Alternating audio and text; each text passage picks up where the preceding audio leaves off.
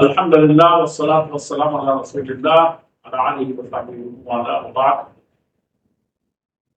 حج اسلام کا عظیم الشان فریضہ ہے اور پانچواں رکن ہے جس پر اسلام قائم ہے، اور بڑی خوش نصیبی ہے کہ ہم یہی ایام سے گزر رہے ہیں۔ ہمارے حاجی کشاں اور پورے شوق اور جذبات سے معمور اور سرشار ہو کر کے اللہ کے گھر بیت اللہ خانہ کعبہ کا قصد کر رہے ہیں اور پہنچ رہے ہیں، اور چند ہی دنوں میں ان مناسک کو ادا کرنے والے ہیں۔ اللہ جل شانہ ان کے حج کو قبول فرمائے اور حج مبرور بنائے، اور اس میں یہ پیغام عام ہے کہ وہ جس طریقے سے مقدس سفر میں نکلے ہیں، عظیم الشان سفر میں حج کی فرائض کے، اسی تو وہ ہر طریقے کے گناہوں سے توبہ کر کے حقوق اللہ اور حقوق العباد سارے طرح کے حقوق ادا کر کے وہ اس راستے میں نکلے ہیں۔ رفقائے سفر کا ہر طریقے سے خیال کرتے ہوئے وہ وہاں جائے تو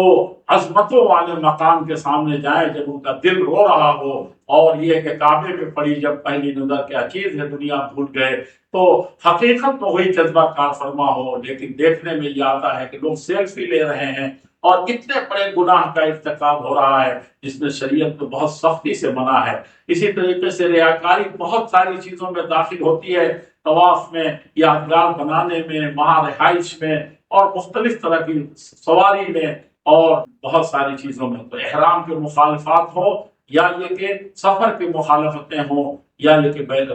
وہاں کی بلد حرام میں جا رہے ہیں، امن کے شہر میں جا رہے ہیں، تو ہر طریقے سے امن، شانتی، محبت اور اللہ والا ہو کر